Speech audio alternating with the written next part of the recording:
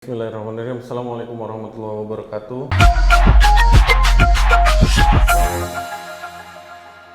Kabar Ustaz? Alhamdulillah, ini semangat baru karena di tahun baru. Tahun baru, imamnya imam baru. Iya. Oke, hari ini karena masih berdekatan dengan Muharram ya, Muharraman umat Islam. Jadi Emang kita masih di bulan Muharram, Bang Imam? ya Muharraman masih di bulan Muharram. So kita akan minta Ustadz Tisna untuk membeberkan asal muasal Muharram yang kemudian kita kenal dengan hijrah, itu sejarahnya dulu seperti apa, dan kita tarik ke fenomena yang ada di hari ini. Oke, silakan Ustadz Tisna. Iya, sebelumnya tentu kita dari NMF ingin mengucapkan selamat tahun baru Hijriah 1444 Hijriah. Jadi sekarang ngucapnya gampang nih, Imam. Ya, 44. Satu, empat, tiga kali. Iya. Kemudian kita tahu bahwa kalender dalam Islam ini kan dikenal dengan kalender Hijriah. Ya. Ya. Kenapa namanya kalender Hijriah? Ya. Karena memang ini berkaitan dengan hijrah, gitu, seperti itu. Jadi pada masa Umar, pada saat beliau menulis surat itu, mulailah ada keinginan untuk merapihkan administrasi khilafah pada saat itu dalam menulis surat supaya ada tanggalnya. Pada masa Nabi sudah mulai juga ada tertib administrasi seperti itu, di mana pada saat setelah perjanjian Hudaybiyah itu Nabi mengirimkan surat kepada raja-raja. Nah, saat itu ada masukan dari para sahabat bahwa mereka tidak akan baca surat itu kalau nggak dikasih stempel, wahai Nabi, gitu. Maka kemudian Nabi bikin stempel tuh dari cincinnya beliau. Jadi di cincinnya beliau tuh ada ukirannya, sekaligus bisa buat stempel surat gitu. Ya. Muhammad Rasulullah. Ya, Muhammad Rasulullah itu. Dan itu bisa dicari di marketplace. Oke. Jadi ada cincin Nabi. Ya, tapi kalau Kang Imam pakai cincin itu nggak boleh dibawa ke WC gitu ya. Gitu. Kalau ingat-ingat, oh iya betul, harus dilepas dulu tuh, Iya. jangan lupa. Yang pakai baju terus ada tulisan Allahnya juga jangan lupa. Ngomong-ngomong sama bundaran yang tulisannya Muhammad Rasul Allah itu, sering teringat sama itu ya. Pernah dijadikan identitas bagi kelompok ISIS. Oh gitu. Jadi dia benderanya hitam, Iya, tapi iya. bendera hitamnya nggak seperti bendera Liwaroya yang kita kenal. Iya. Dia pakai seperti cincin Nabi yang dia print lebih besar. Iya, gitu. iya, iya. Ya itu Intermezzo lah. intermezzo. Iya, pada masa Nabi sudah mulai. Maksud saya ya. kalau misalnya ada kelompok yang berbendera hitam putih, La ilaha illallah Muhammadur Rasulullah, tapi bukan seperti yang lingkaran itu, berarti kemungkinan berarti bukan ISIS gitu. Kalau ISIS punya ciri Iya, iya. Walaupun tidak kemudian bisa disimpulkan kalaupun ada kelompok lain dengan gaya kaligrafi seperti itu, oh itu berarti ada kaitannya dengan ISIS, tidak seperti itu kan? Bisa juga. Karena kan memang itu diambil dari sejarah Nabi ya, begitu bentuknya dari gitu. pendapat Islam ya. Kemudian pada masa Umar inilah mulai ingin surat-surat yang keluar itu diberikan tanggal. Ya. Ya.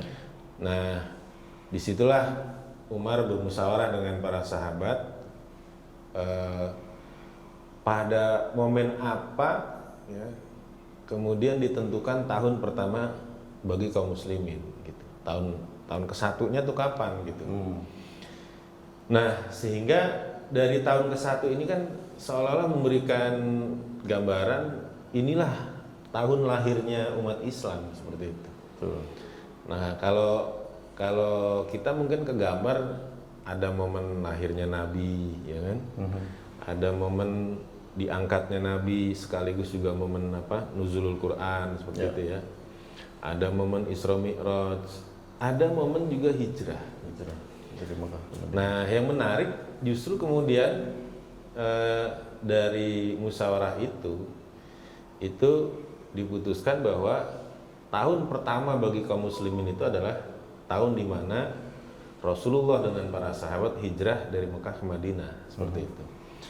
Jadi meskipun maulidnya Nabi ini tidak kalah agung dari momen hijrah, nuzulul Quran juga tidak kalah agung, tetapi menarik sekali kemudian para sahabat milih momentum hijrah, gitu.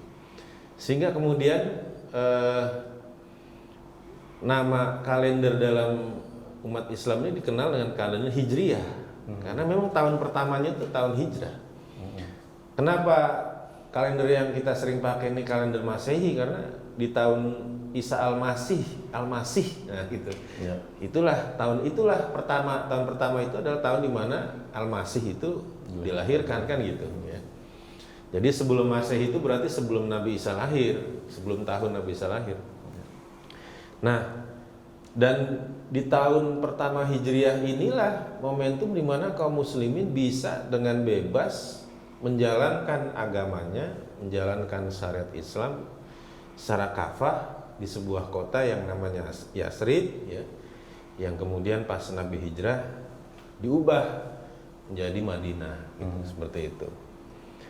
Sehingga dalam salah satu analisa disebutkan beda antara hijrahnya para sahabat ke Habasyah dengan hijrahnya Nabi ke Madinah.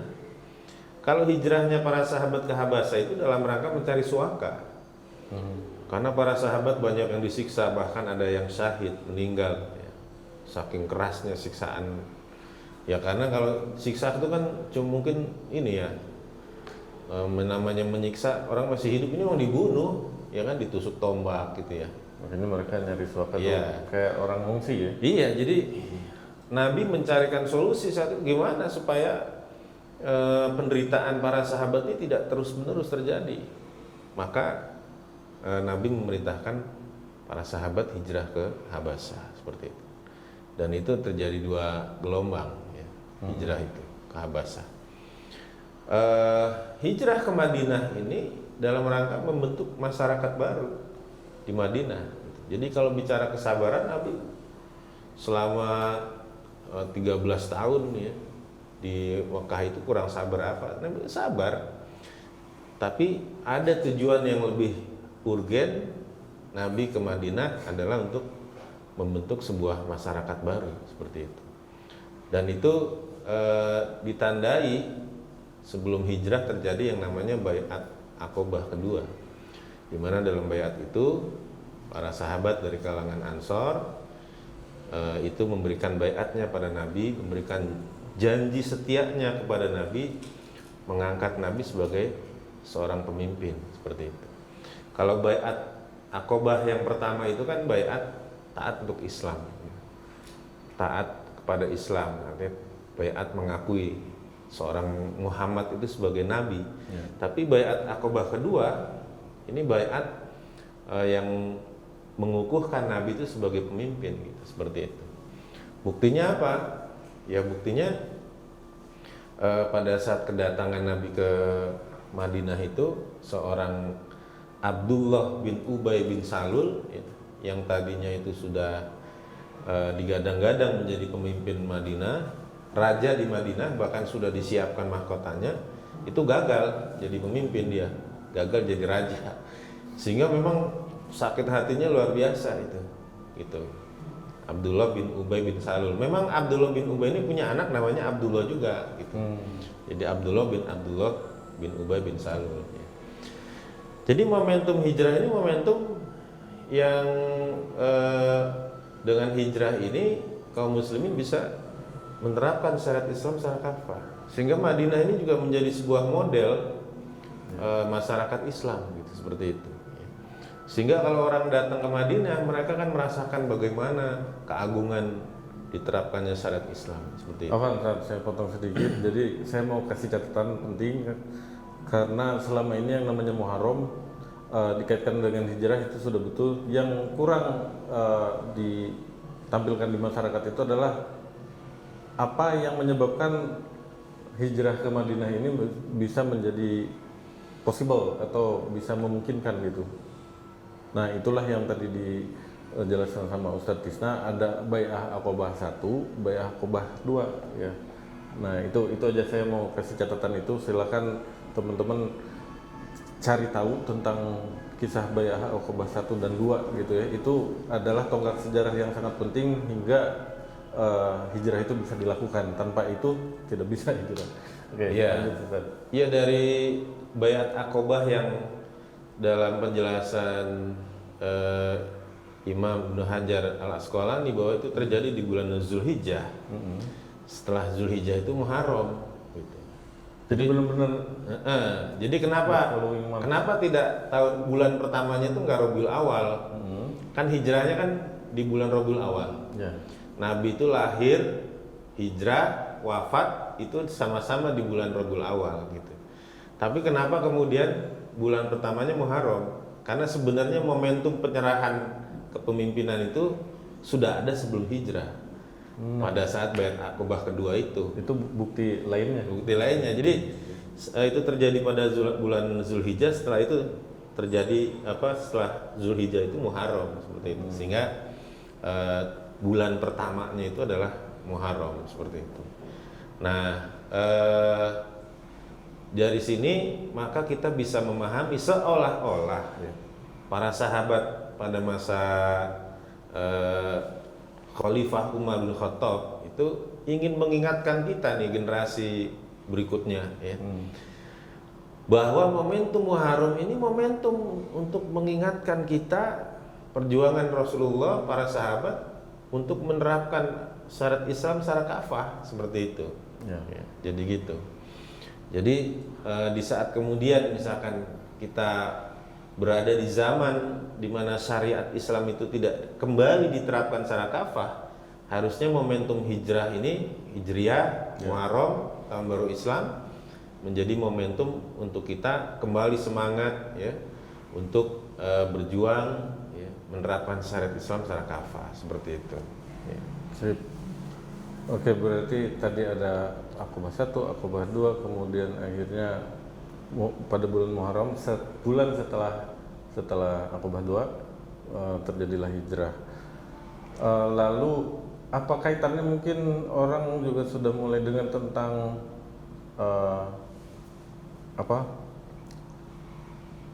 dikat ya nanti, ini aku agak geblek yang Piagam Madinah. Nah, apa kaitannya, kan ada kejadian besar juga yang namanya Piagam Madinah ya.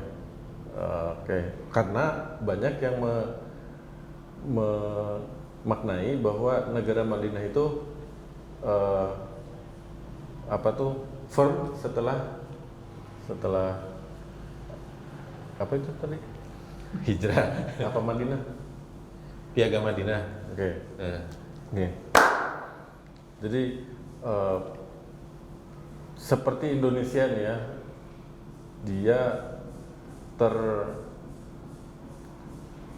Masya Allah, kenapa ini? Oke. Nah, berbelas abad kemudian lahir Indonesia, yang mana salah satu momen penting dalam lahirnya Indonesia itu adalah adanya Piagam Jakarta ya. Jakarta Charter. Yang mana setelah lahirnya Piagam Jakarta, maka itu yang menjadi ruh Indonesia itu berdiri. Artinya, yang mana dulu tuh Piagam Jakarta itu idenya diambil dari, kalau di Madinah ada Piagam Madinah. Jadi di tengah-tengah masyarakat, menurut saya ada anggapan bahwa negara itu dimulai itu dari Piagam Madinah. Nah, setelah kita dengarkan tadi ada sejarah tentang Bai'ah Aqobah, ini kan jadi geser. Piagam Madinah tidak mungkin terjadi kecuali adanya hijrah. Hijrah tidak mungkin terjadi atas Bai'ah Aqobah. Jadi sebetulnya negara itu, negara Islamnya Nabi Muhammad tuh ya, itu hanya akan bisa berdiri setelah adanya Bai'ah Aqabah ya. Iya, betul. Adanya ditariknya janji dari para petinggi-petinggi kaum Aus dan Khosraj yang ada di Madinah gitu ya. Nah, antum bisa klarifikasi ini nggak supaya umat Islam menggalinya nggak cuma sampai piagamnya aja gitu, tapi emang harus ada yang namanya bai'ah dari ahlul quwah gitu. Iya, jadi kita mengetahui bahwa pada saat Nabi di Mekah itu ada beberapa perhatian Nabi setelah melihat tokoh-tokoh Mekah itu terasa sangat sulit untuk menerima Islam. Abu Lahab, Abu Jahal, ya, Umayyah bin Khalaf, ya, Utbah bin Rabi'ah, itu semua menolak gitu, menolak Islam. Maka kemudian ada upaya Nabi untuk mendakwahkan Islam di luar Mekah. Dan itu dimanfaatkan Nabi pada momen haji. Sehingga muncullah tokoh-tokoh dari luar Mekah yang kemudian mereka masuk Islam. Ada Tufail Ad-Dausi, ada Abu Dzar Al-Ghifari. Tufail Ad-Dausi ini pemimpin suku Daus. Bahkan yang menarik itu Tufail itu sebelum pulang ke sukunya mau mendakwahkan Islam, itu minta dikasih tanda sama Nabi bahwa aku ini benar sudah bertemu dengan engkau seorang Nabi. Maka dikasih tanda, waktu itu matanya Tufail tuh bisa nyala gitu. Tapi kemudian bersinar gitu ya. Kalau pernah lihat film X-Men. Tapi kemudian Tufail meminta itu direvisi gitu karena khawatir orang malah takut kalau mata saya bersinar gitu. Akhirnya sinar itu dipindahkan ke tongkatnya Tufail. Jadi kalau malam hari Tufail itu gelap gitu, itu nyala tongkatnya itu. Terang dong. Terang gitu. Kayak kalau kita pakai flashlight. Iya. Itu pun tetap Tufail Ad-Dausi itu berat mendakwahkan kaumnya. Jadi baru kemudian ada penerimaan Islam yang luar biasa signifikan, dominan itu dari para pemuda-pemuda Yasrib. Gitu. Di satu sisi pemuda Yasrib ini udah dengar-dengar juga kabar-kabar dari orang Yahudi akan kemunculan seorang nabi baru. Dan orang-orang Yahudi itu bilang kalau nanti muncul nabi baru itu, kami akan bersama dia memerangi kalian, gitu kata orang Yahudi. Gitu. Jadi disitulah para pemuda Yasrib itu, wah kita harus duluan daripada orang Yahudi gitu. Gitu. Nah, kemudian pada saat tahun berikutnya mereka kembali, terjadi Bai'at Aqabah pertama, Nabi mengirim duta pertama dalam Islam, Mus'ab bin Umair, mendakwahkan orang-orang Yasrib. Dan tipikal orang Yasrib ini mereka mau diskusi gitu. Beda sama orang-orang Mekah tuh susah diajak diskusi gitu. Jadi meskipun sudah disampaikan Al-Qur'an itu tetap batu mereka itu, kolot gitu. Mereka udah menyadari Al-Qur'an itu luar biasa gitu. Al-Qur'an ini mereka paham ini bukan buatan Muhammad, paham itu. Tapi mereka tetap kekeh dengan kemusyrikannya. Beda dengan orang Madinah, orang Yasrib. Jadi mereka tuh mau membuka diri, mau diskusi, kemudian hatinya itu mau dengan legowo menerima kebenaran gitu. Ditambah ada momentum isu akan datangnya nabi baru. Iya. Ditambah mereka tuh sudah capek perang saudara antara Aus dan Khazraj ini gitu. Adu terus sama Yahudi gitu. Dan yang menarik dalam sirah itu digambarkan. Jadi dari dulu orang Yahudi itu udah melakukan manuver-manuver seperti yang terjadi sekarang. Jadi orang-orang Aus Khazraj itu diprovokasi untuk berperang. Pada saat mereka berperang, tentu akan berpikir tentang senjata. Sedangkan produsen senjata saat itu orang Yahudi. Kalau kemudian mereka nggak punya uang, orang Yahudi bilang nggak apa-apa, ngutang dulu. Kalau nggak bisa bayar, kemudian mereka orang Yahudi itu bisa mengambil tanah orang-orang Yasrib. Gitu. Jadi luar biasa. Jadi dari dulu itu begitu dah gayanya gitu. Ya. Kalau nggak bisa bayar tanahnya diambil. Oh, Gitu, ya. Jadi gitu. jadi kita lihatnya dari dulu. Dari dulu itu. Jadi kan hutangnya dengan riba, ya kan? Hutangnya dengan riba. Kemudian mereka nggak bisa bayar. Nah, kemudian tanahnya itu diambil buat bayar hutang itu, gitu. Jadi dan mereka sudah lelah dengan perang itu, gitu. Aus dan Khazraj ini. Dan mereka ingin hidup damai, gitu. Nah, dalam sirah itu digambarkan pada saat tahun berikutnya, di mana kemudian Mus'ab juga kembali pulang ke Madinah, itu mayoritas kabilah yang ada di Madinah itu semua udah masuk Islam. Hanya tinggal beberapa kabilah saja. Gitu. Jadi saat itu Islam itu sudah dipeluk oleh hampir semua kabilah yang ada di Madinah, gitu, seperti itu. Jadi Baiat Aqobah kedua itu hanya istilahnya pengesahan saja Nabi sebagai pemimpin. Jadi pemimpinnya masih ada di Mekah. Nabi mau pindah ke Madinah, itu ya harus memastikan dulu dong bahwa mereka sudah janji setia kepada Nabi untuk menyatakan Nabi sebagai pemimpin. Pada saat terjadi Baiat Aqobah itulah, setelah itu berangsur-angsur para sahabat itu hijrah ke Madinah. Tinggal Nabi itu nunggu SK dari Allah. Ya, Nabi itu. Jadi Nabi nggak hijrah tuh nggak kayak para sahabat. Kalau sahabat setelah Baiat Aqobah kedua udah pada hijrah tuh. Semuanya tuh. Tinggal Nabi sama Abu Bakar saja. Nabi, Ali dan keluarganya Abu Bakar yang kemudian belum hijrah. Abu Bakar sendiri udah nggak nahan hijrah. Cuma Nabi bilang, tahan Abu Bakar, aku berharap engkau akan jadi teman aku nanti pada hijrah, kan gitu, seperti itu. Jadi pada saat maka ada jeda kan dari Baiat Aqobah kedua, kemudian masuk Muharram, ya, sampai bulan Rabiul Awal itu, seperti itu, ya.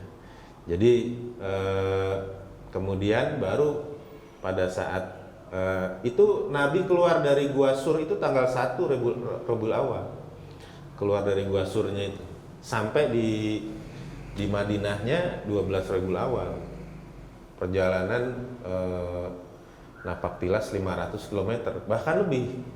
Karena Nabi kan pada saat hijrah dari Mekah ke Madinah itu tidak ke utara, justru ke selatan.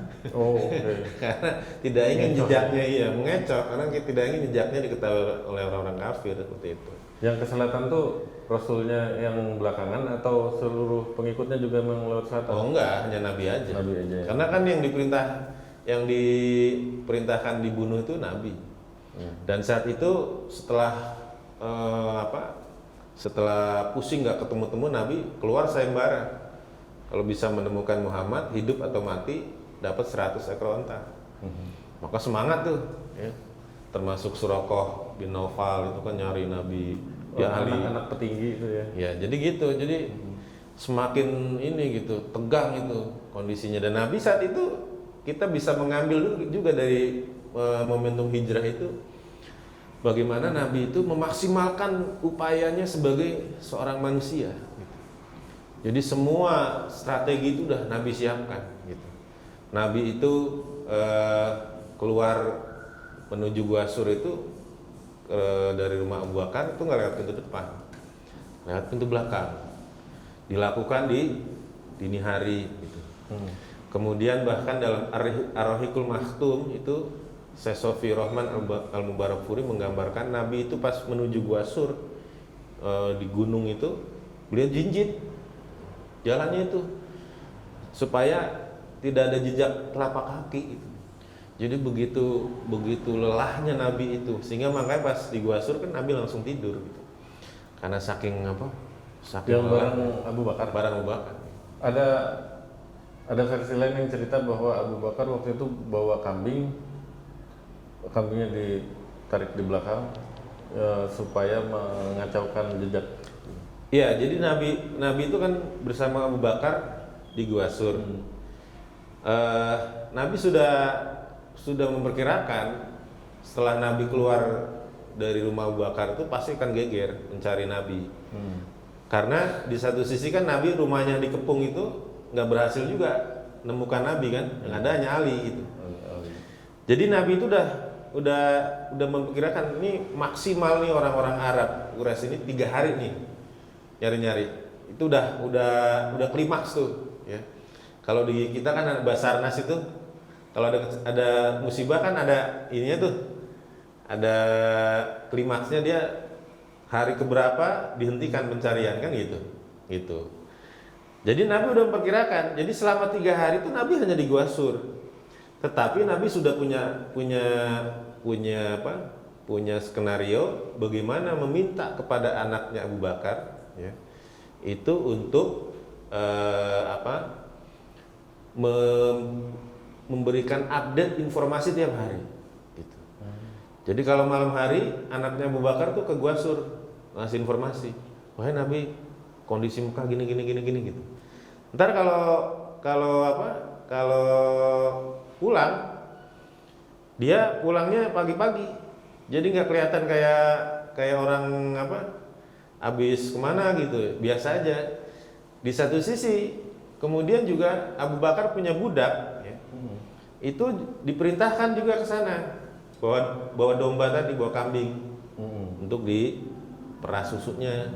Pulang domba-domba tadi itu untuk menghilangkan jejaknya anaknya Abu Bakar gitu. Jadi bukan menghilangkan jejak Nabi sebenarnya. Kalau Nabi udah berusaha pas berangkat itu sampai jinjit-jinjit jalan itu. Ini lebih seru daripada film intelijen gitu. Jadi seperti itu ya. Baru pas hari ketiga itu sudah reda tuh. Sudah reda, tapi kemudian muncul sayembara tadi. Siapa bisa menemukan Muhammad hidup atau mati itu dapat 100 ekor onta. Disitulah kemudian Asma datang ke Gua Sur, menyiapkan logistik gitu kan. Kemudian Asma pas mau naruh logistik itu di untanya Nabi Abu Bakar, itu lupa tidak bawa tali buat ngiket ke untanya itu. Maka kemudian tali pinggangnya itu yang dari bahan lah ya, itu dirobek belah 2. Satu buat ngiket makanan, satu dipakai lagi buat ngiket pinggangnya ya. Sehingga Asma binti Abu Bakar itu dikenal dengan Zunutokoin, perempuan yang punya 2 ikat pinggang gitu, julukannya itu. Jadi gitu ya. Nah kemudian juga Nabi itu pada saat itu bawa tunggangan itu yang bawa tunggangan, karena tunggangan nggak dari awal di situ. Tunggangan itu Nabi sudah janjian dengan seorang musyrik namanya Abdullah bin Uraikid. Jadi orang musyrik tapi namanya Abdullah gitu. Dan Abdullah bin Uraikid inilah yang menjadi guide-nya Nabi gitu. Jadi menarik sekali nih posisi tegang begitu, yang jadi guide orang musyrik gitu. Gitu. Yang jadi guide karena Nabi kan ingin jalur perjalanannya nggak seperti biasa gitu. Lewat selatan, kemudian melipir ke pantai, baru kemudian ke arah Madinah. Ke Madinahnya juga nggak lurus, zigzag ini, gitu. Jadi sehingga sulit untuk bisa diikuti seperti itu. Jadi ada momen di mana Nabi itu meng-hire seorang musyrik, ya, yang dari situ kemudian disimpulkan boleh seorang Muslim itu punya karyawan non Muslim, gitu. Jadi kalau bicara toleransi, kebinekaan, Nabi udah praktekin pas hijrah. Malah ini sangat krusial ya. Iya, padahal itu pada saat krusial itu genting sekali gitu ya. Jadi gitu. Barulah pada saat Nabi di Yasrib itu disambut luar biasa, ya bayangkan ya itu mereka sudah memeluk Islam, udah kebayang-bayang Nabi itu gimana gitu ya. Sehingga kemudian Nabi disambut dengan luar biasa. Disitulah Nabi melihat masyarakat Madinah ini masyarakat plural gitu, masyarakat majemuk, tidak hanya ada satu kelompok ya. Peribuminya sendiri ada Aus, ada Khazraj ya. Kemudian ada orang-orang Yahudinya ada Bani Koinuko, ada Bani Nadir, ada Quraizoh, ada Khaybar gitu ya. Jadi ini masyarakat majemuk ini, sehingga Nabi kemudian membuat Majusi juga ada ya? Majusi enggak, Majusi karena itu kan di Persia. Ya. Oke. Sehingga Nabi kemudian mengikat masyarakat yang majemuk ini dengan perjanjian, gitu, dengan perjanjian. Nah perjanjian ini tentu atas dasar Islam, gitu loh. Karena kan dalam Al-Quran disebutkan wa ma yantiqu anil hawa in huwa illa wahyu. Tidaklah Nabi itu, tidaklah Muhammad itu mengucapkan dari hawa nafsunya, melainkan itu adalah wahyu yang diwahyukan. Sehingga perjanjian antara orang-orang non-muslim dengan orang muslim saat itu yang kemudian dikenal dengan Piagam Madinah itu adalah perjanjian dengan asas Islam seperti itu. Ya, jadi gitu.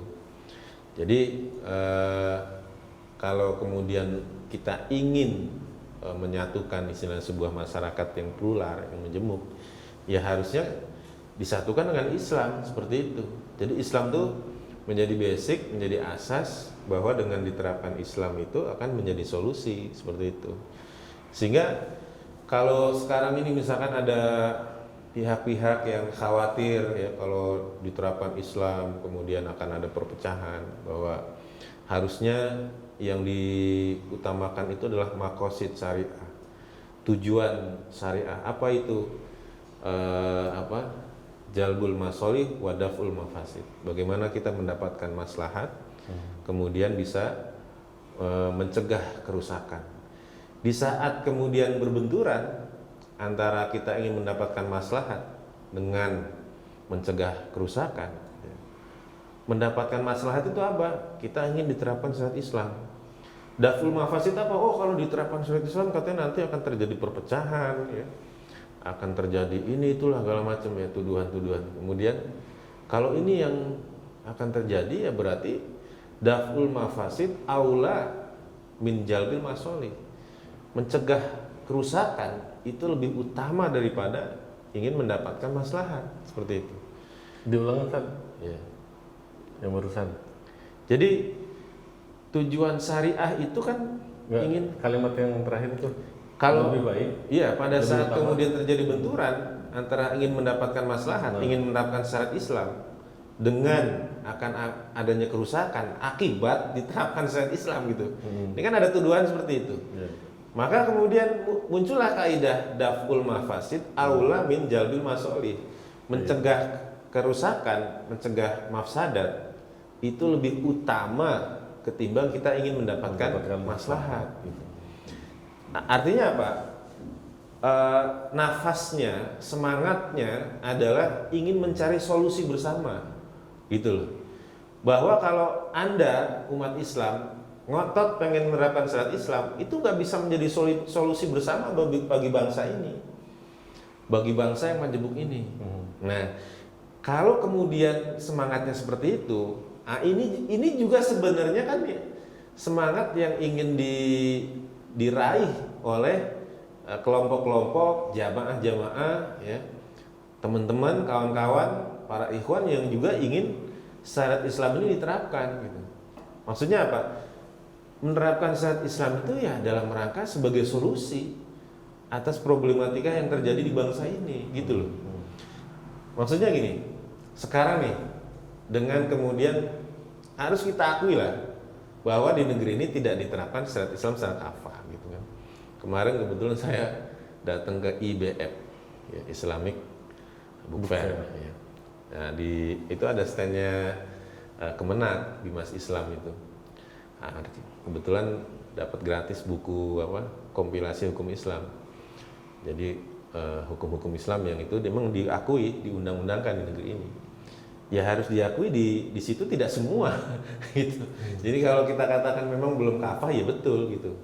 Nah, dan yang tadinya itu dikira dengan tidak diterapkan syariat Islam itu bisa menolak mafsadat ya gitu kan. Faktanya enggak. Kita harus legowo juga gitu loh. Pihak-pihak yang tadinya itu menuduh kalau diterapkan syariat Islam nanti gimana?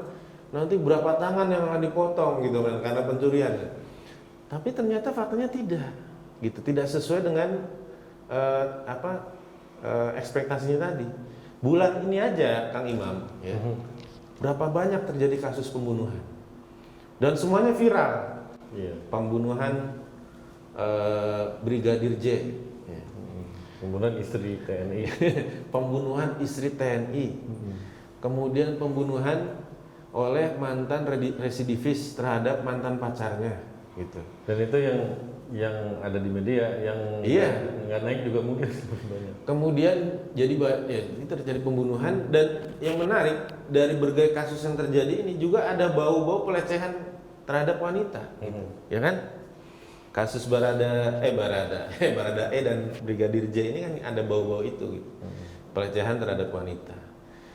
Yang di Jawa Tengah ini Semarang ini, dulu Semarang nih, yang mantan residivis namanya Imam Sobari lagi, gitu. Namanya Islam benar gitu, ya.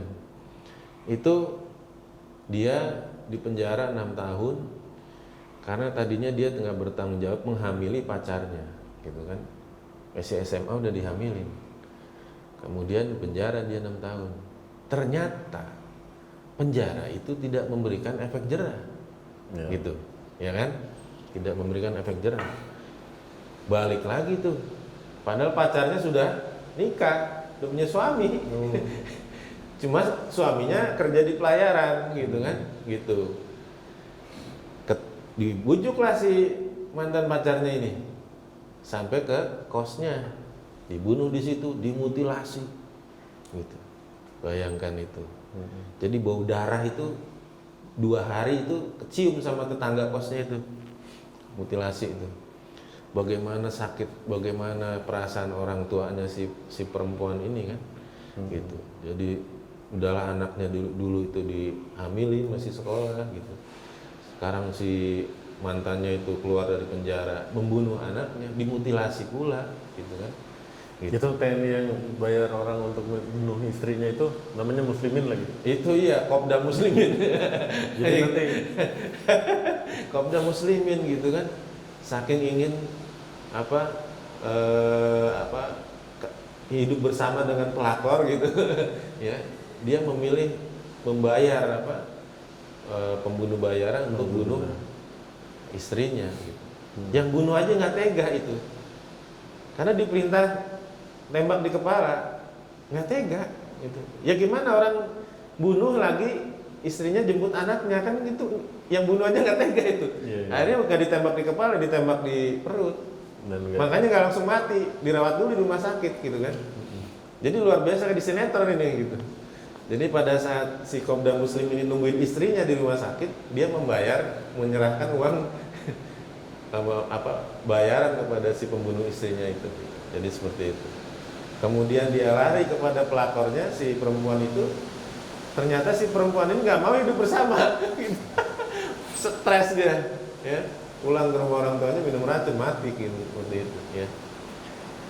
Belum lagi kasus pelecehan seksual yang ramai di Jombang. muslimin yang suul khotimah. Iya. Jadi belum lagi kasus pelecehan seksual terjadi di Jombang, gitu kan. Pada seorang anak kiai, pasti kiai juga, gitu. Punya jabatan mentereng, gitu kan, gitu. Ini terjadi, gitu. Artinya apa?